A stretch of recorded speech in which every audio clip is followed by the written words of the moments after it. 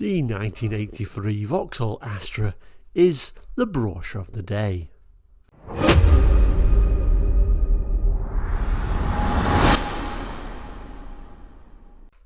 Hello and welcome to Quarterlight. If you're new to Quarterlight, we're a car brochure channel looking at brochures like this.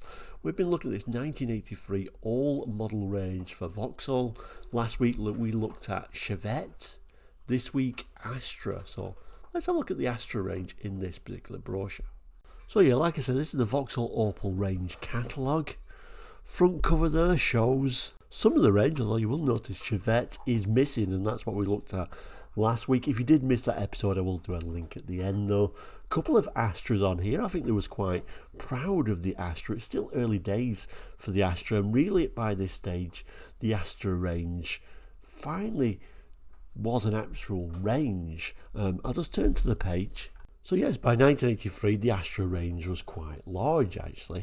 It says at the top there, Astra high technology with outstanding value. A few months ago we looked at an earlier Vauxhall brochure, kind of like before Vauxhall and Opel came together properly. And we can see Astra there, but it was in its early days, and the Astra range here was tiny.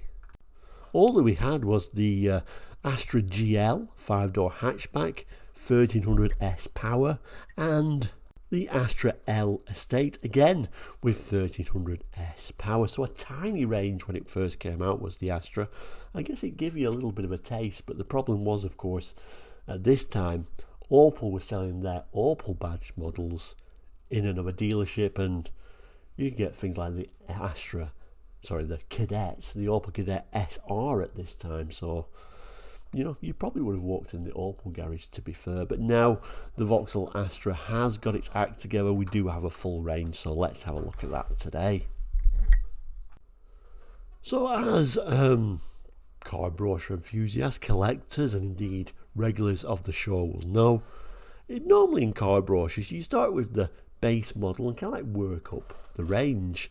In this particular brochure, the same as it was with the Chevette, we're starting with the top of the range car, which is a little bit unusual to have it like that, but here it is.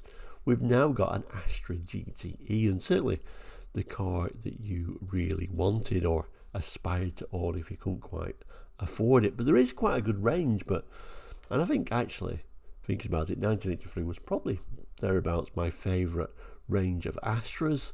It was before we got that Mark II more rounded version, but I much prefer these early ones. But I know a lot of people love the Mark IIs more, but for me this is peak Astra time, strangely to say, because we are only in Mark I territory. But now we've got a proper range.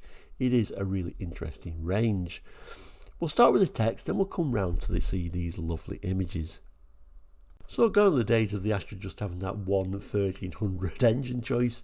We've now got a whopping 1800 injection now in this 3-door hatch. It tells us, as you might expect, an Astra with an 1800 fuel injected engine that delivers a punchy 115 horsepower is an impressive performer.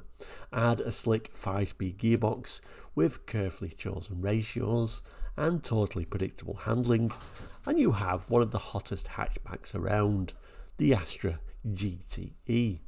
A maximum conservatively placed at 116 miles per hour, 0 to 60 in under 9.5 seconds. Naturally called for some fine tuning in other departments too. Astra GTE brakes and suspension have been uprated to match the performance. So certainly by this stage we're not at peak performance of Astras, of course. 9.5 seconds, yeah, it's good for the time, but it's not blisteringly fast, is it?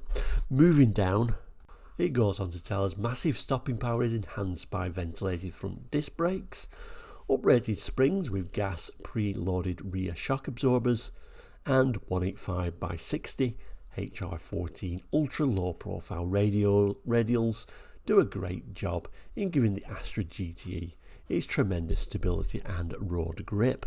The business-like interior is matched by equally purposeful exterior styling in 4 eye-catching colour treatments that make no concession to flamboyancy. So we do have a colour chart, so we will look at the colours later on.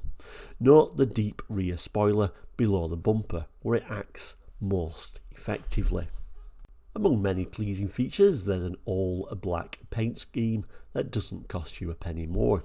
Of course, black we used to have to pay more on most vehicles, and mile per gallon figures that share many a family saloon. So, standard features, we get Recaro front seats, front seat head restraints, full instrumentation including rev counter, oil pressure gauge and voltmeter, Chicago velour cloth trim, push-button mono radio stereo cassette player with 4 speakers, remote control a driver's door mirror, passenger door mirror, continental style front armrests, 5-speed gearbox, alloy sports road wheels, ultra low profile radials, uprated suspension, uprated brakes, laminated front screen, bronze tinted glass all round, screen shade band with graduated blue tinting, intermittent tailgate wash wipe, spoilers front and rear, headlamp high pressure washers, wheel arch and sill extensions, and a locking fuel cap.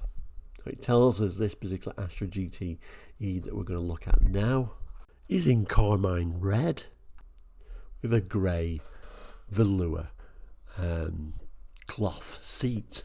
It also tells us we've got a removable sunroof on this model. That's an optional extra, but you can't really see it anyway, can you?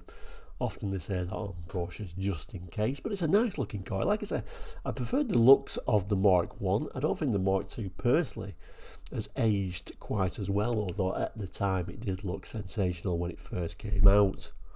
Or maybe it's when the Daewoo Nexia came around and all I can think about when I see a Mark II Astra now is a Daewoo Nexia. But certainly the Mark II had far better aerodynamics. Anyway, let's have a look at some of the images. Sorry for the reflections, quite a reflective brochure this one, but typical interior really. It's very 80s and very much of its time. Looks like we've got an example there in black and one in red, and the badging there, of course, when you got a sporty hot hatch, this was hot hatch era, those graphics had to be very obvious. A look under the bonnet, those sporty Recaro front seats, and then a couple of nice interesting angles of the rear of the GTE. It certainly looks the part.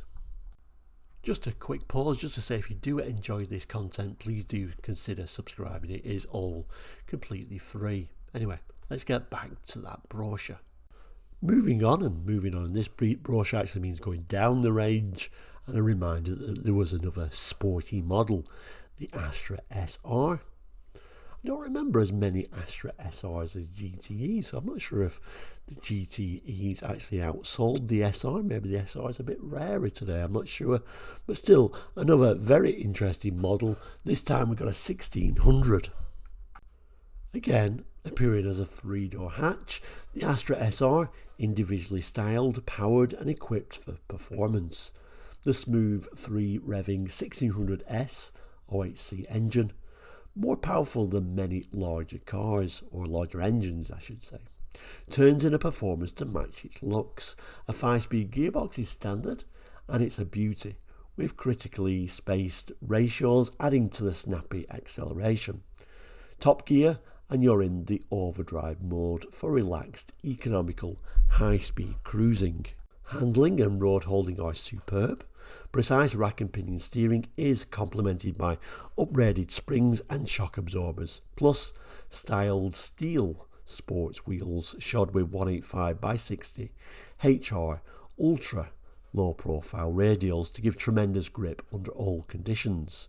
Smart alloy wheels are available as an option, or an extra cost option I should say, but the standard features are Recaro rally style front seat head restraints, full instrumentation including rev counter, oil pressure gauge and voltmeter, chevron tweed cloth trim, push button mono radio stereo cassette player with 4 speakers, remote control driver's door mirror, 1600S OHC engine, 5-speed gearbox, styled steel sports wheels, ultra low profile tyres, uprated suspension, laminated front screen, bronze tinted glass all round, a screen shade band with graduated blue tinting, intermediate tailgate wash wipe, spoilers front and rear, headlamp high pressure washers, wheel arch and sill extensions, and a locking fuel cap.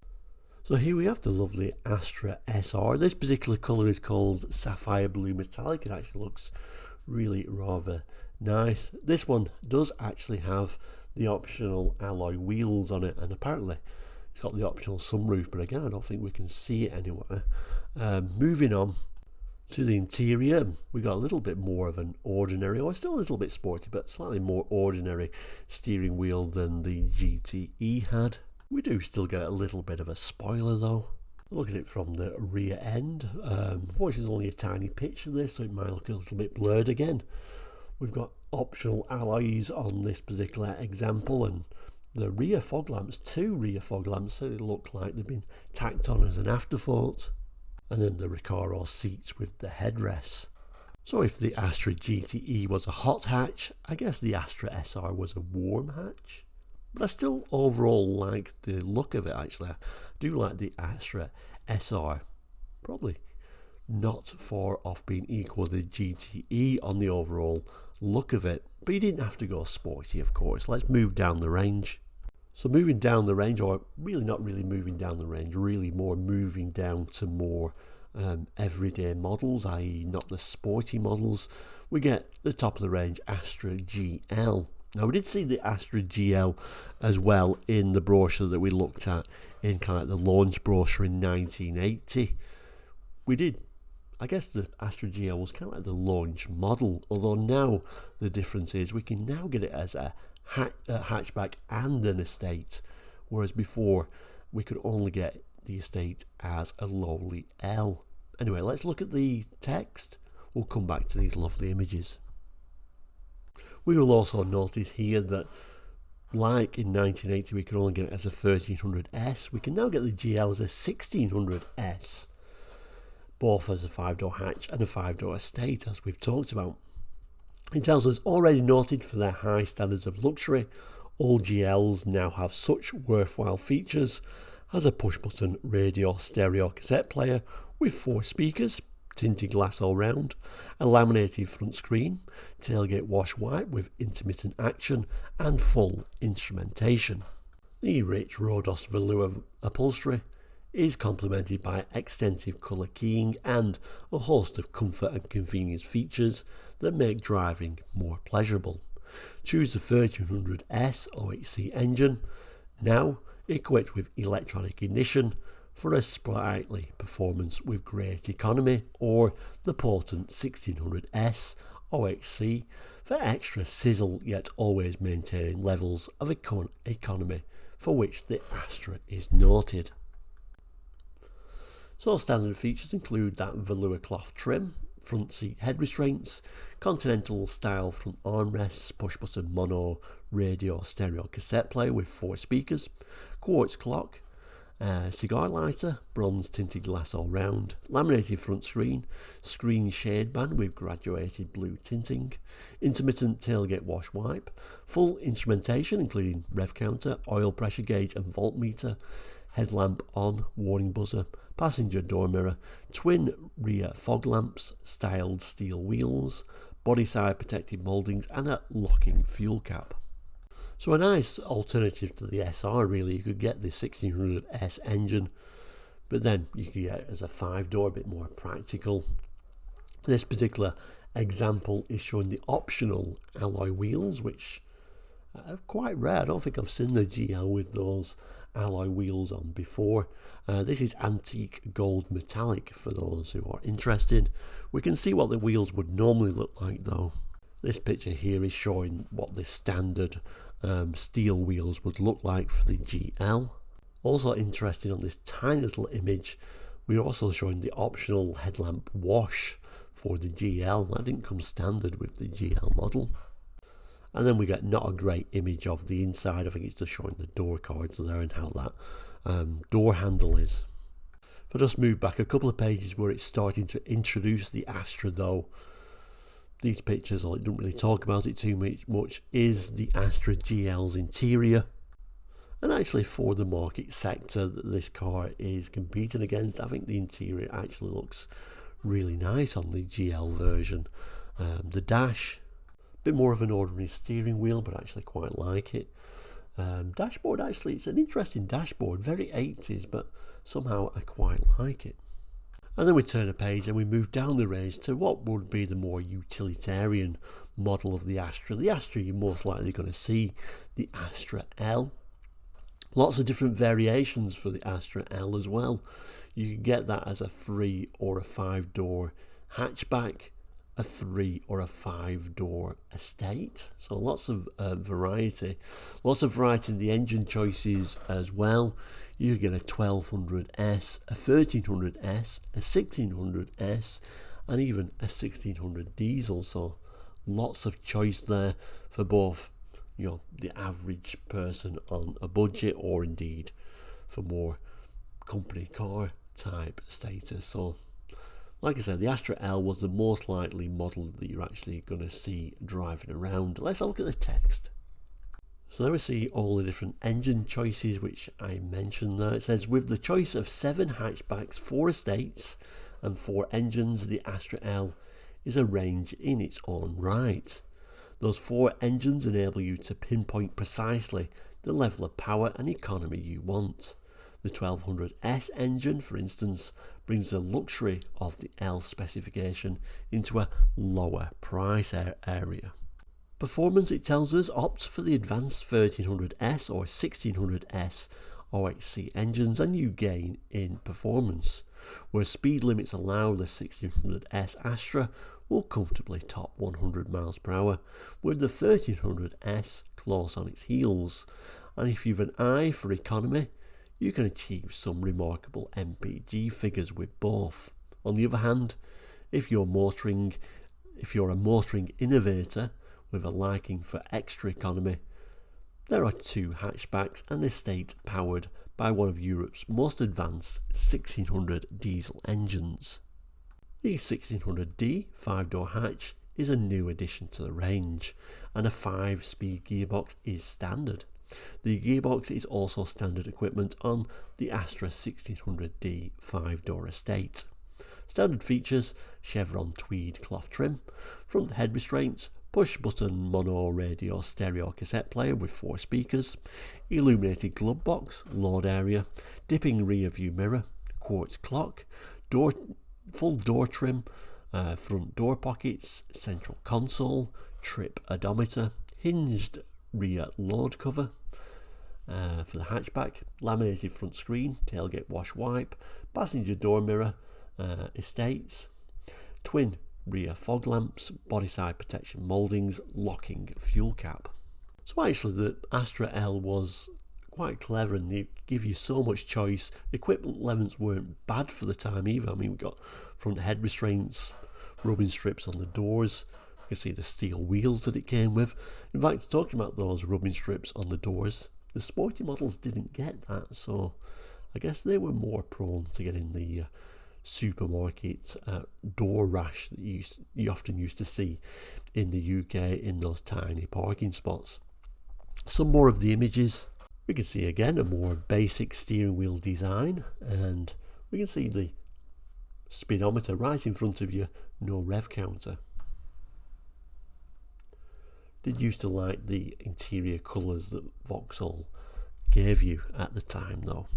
Next picture gives you a little bit of an idea how these were badged.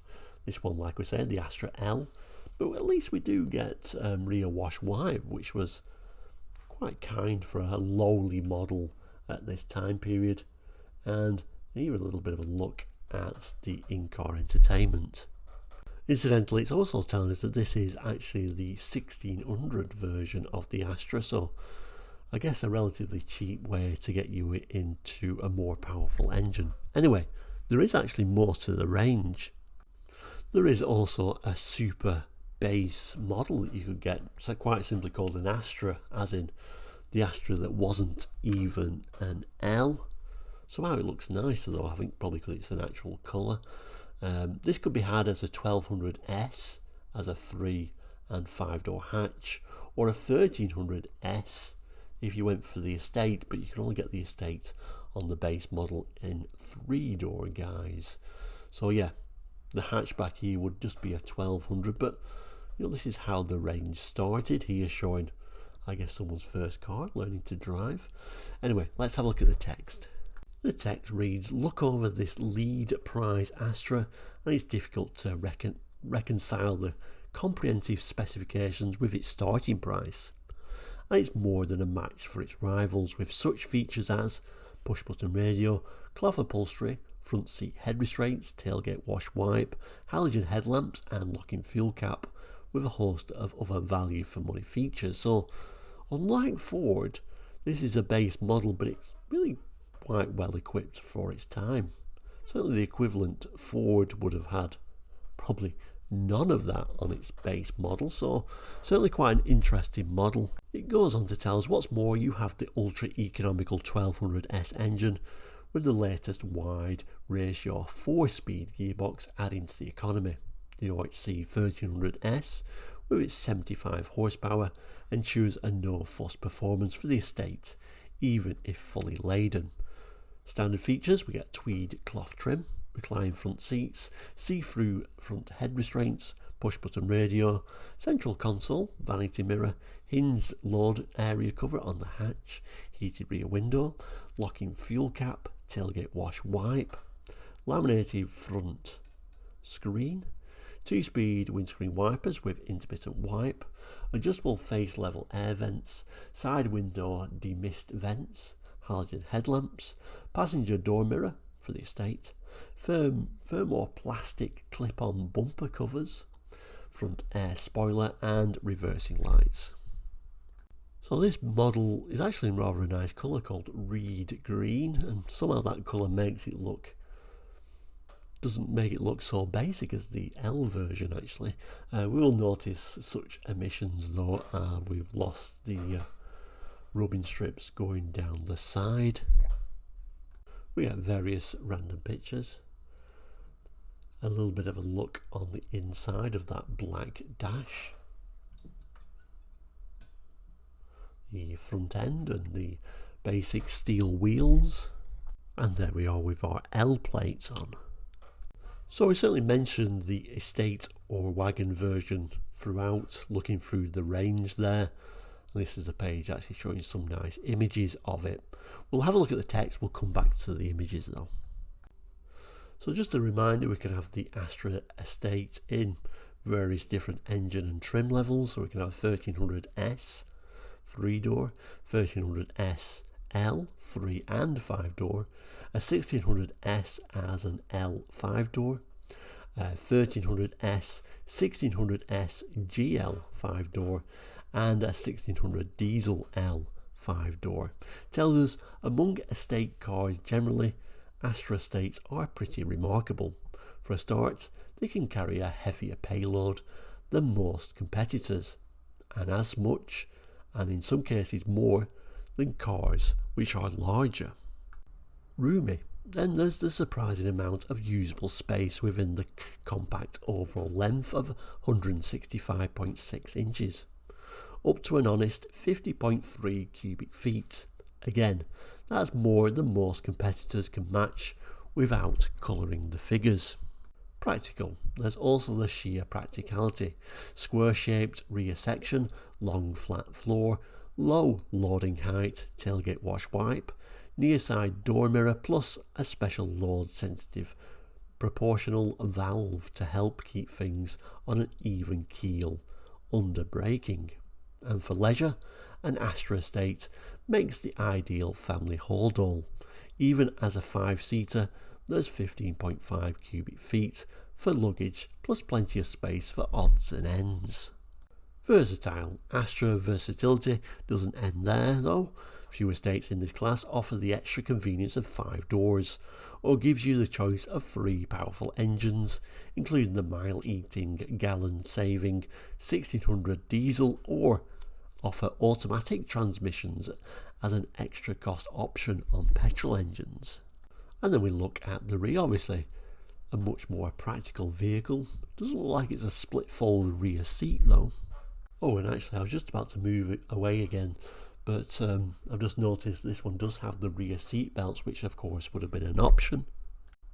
We have the typical car brochure image of, you know, the car arriving at an antiques, or maybe this is the antique dealer themselves loading a large piece of furniture into it. This particular colour, if you're interested, is China Blue. This little image here on the top left hand corner is actually the manual levelling system, which I didn't know you could get with an Astra. You can only get that with the GL though, but an interesting feature. A look on the inside. I guess this would be the GL as well. And then the interior. Again, this has got rear belts, which would be optional. So that then takes us to the Vauxhall Opel colours and trims for 1983. So let's have a look what colours you could get on your Astra. Now obviously this is the full range of Vauxhall Opel colours for all the models in the range. You couldn't get all these colours for your Astra, of course. We're looking at solids and we're looking at metallics over here. I think we'll start with the GTE, because actually the GTE could only be had in 4 of these colours. So let's start there. So Polo White was obviously a Astra GTE colour, and a very common colour, particularly on the second generation Astras. You saw a lot of them in white. Now white of course was a colour that would have been available actually to all the models in the range, but like I say, the GTE is much restricted. The other colour that you could get for your GTE was Carmine Red, another solid colour that you actually could get for all the models in the range, but Carmine Red was particularly popular for the Astra GTE. The other colour of course was black, again a pretty popular colour with sporty models. The unusual thing with this particular 1983 Vauxhall Opel range was you could only get your black on a GTE or an SR. You couldn't get any other models in the range in black other than that SR or GTE, so that was a little bit unusual. And then the final colour you could get for your Astra GTE. Now the final colour is also another unusual colour actually. Silver, just called silver, doesn't sound very special, but silver was the only colour at this time you could get on an Astra GTE. So 4 colours you could get, final colour for the Astra GTE, but this one different to the others, you couldn't get this on any other model at the time, so certainly an unusual one, that one. So that takes us to the rest of the range. So Polo White, like we said, is a colour we could get on all the models. China Blue, another colour that we saw in the brochure, you could get that on all the models except the GTE. Reed Green, another colour that you could get on all the models, and we saw it in the brochure but you couldn't get with the GTE. Parchment, again all Astras apart from the GTE. Jamaica Yellow you could get on your base model, your L and your GL. You couldn't get it on your SR or your GTE, surprisingly. I think that would have looked good on the SR, but you couldn't get it at this time. Mocha Brown on all models except GTE. Henna Red, all models except GTE. Carmine Red, of course, we talked about earlier. Every single model you could get in that colour. Moving to your metallics, you can get this light blue in your base L or your GL.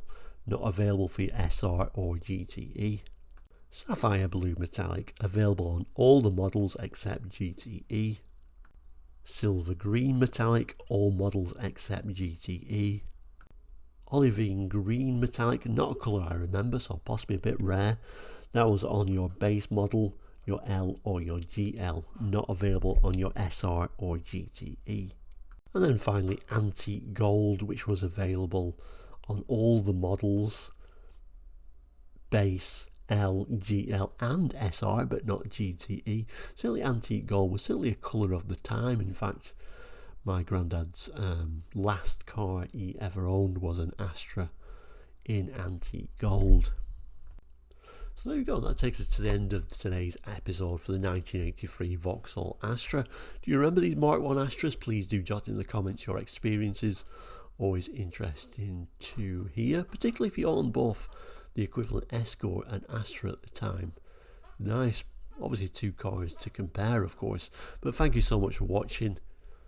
We'll say it as we always do at this point, Do please consider subscribing if you've not done so already. It's completely free, helps you keep in touch with the channel, and you can also become a member for a very small fee if you want to support the channel. But like I say, subscribing is free and will always be so. I'm going to pop a couple of little boxes up now. One will be for the Chevette, if you missed that episode. In fact, down here, eventually that'll become the whole series for this brochure if you're watching it sometime in the future, and you'll be able to watch the whole brochure in one fell swoop if you want to. But like I say, thank you so much for watching today. Please do take care. We'll see you very soon, and goodbye.